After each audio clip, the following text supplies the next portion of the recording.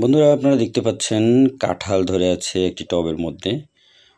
এখানে প্রপাগেশন পদ্ধতিতে কাঁঠালের চারা উৎপাদন করার পদ্ধতিটা আমরা দেখিয়ে দিব।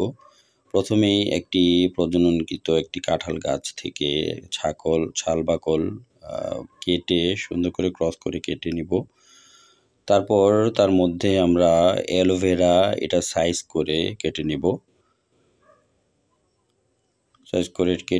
এবং ছাল বাকলের মধ্যে রসুন দিয়ে ভালোভাবে ঘষে নিব, যেন রসুনের সম্পূর্ণ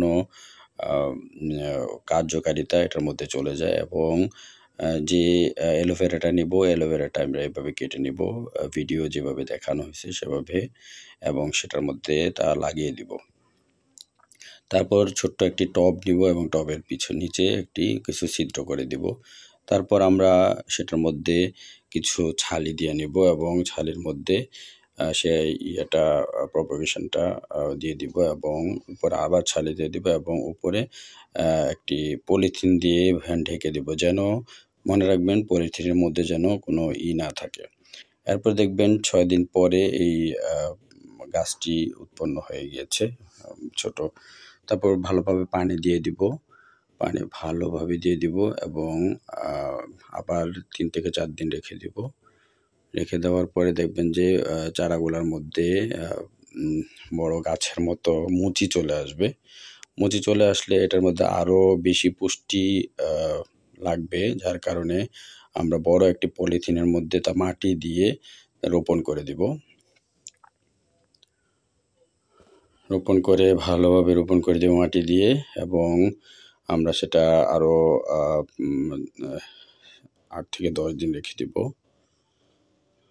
এবং ভালোভাবে পানি ছিটিয়ে দিয়ে দেব, যেন মাটিগুলা ভালোভাবে আটকে যায় এই গাছের সাথে। এবং 8 থেকে 10 দিন পরে দেখবেন যে এটার মধ্যে বড় বড় মুচি এবং কাঁঠালের চলে আসছে। তো এটাকে আমরা এই মাটির মধ্যে হবে না এবং এটাকে আরও পুষ্টিগুণ লাগবে, যার কারণে বড় একটি টবের মধ্যে আমরা মাটি দিয়ে ভালোভাবে রোপণ করে দেব।